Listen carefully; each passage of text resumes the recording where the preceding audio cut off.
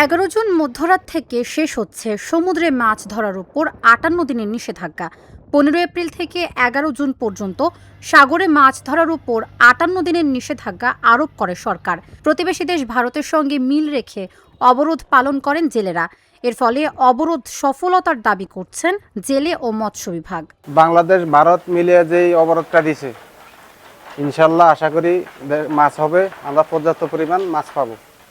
এতে আমরা দানাফানা দিয়া ভালো থাকবো। ভারতের সাথে আমাগো মিলে বাংলাদেশে অবরোধ দেশে এতে ভালো হয়েছে। ভালো হওয়ার পর আমরা সাগরে যাই, সাগরে মাছ পোনা পামু, এই আল্লাহ দিলে আমরা দেনাবানা দিয়ে উঠতে পারবো।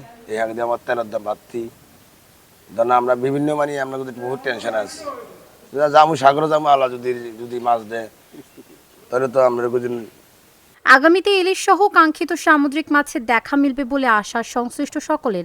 এদিকে অবরোধ শেষে সাগর যাত্রার শেষ সময়ের প্রস্তুতি নিচ্ছেন উপকূলের জেলেরা। কেউ মাছ ধরার ট্রলার মেরামত করছেন, কেউ আলকাতরা মাখছেন, কেউ বুনছেন জাল।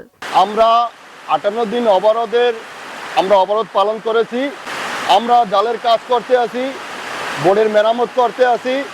আশা করি অবরোধ শেষে আমরা সাগরে যাব ইনশাআল্লাহ।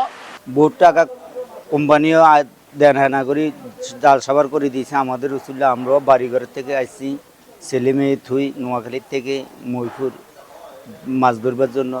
সাগরে যাই যদি মাছ না পাই তাহলে আমাদের করা কিছু নাই। দেনা ফেনা আমরা কিস্তি লই বাড়ি চালাইতেছি, মাছ না পাইলে আমাদের গরিব মানুষ কোনো উপায় নেই। অনেকে আবার ট্রলারে নিত্য প্রয়োজনীয় সামগ্রী সহ মাছ ধরার সরঞ্জাম তুলছেন, যেন দম ফেলার ফুসরত নেই জেলেদের। তবে সাগরে এবারও মাছ ধরা না পড়লে অনেক জেলে সিদ্ধান্ত নিয়েছেন পেশা বদলের।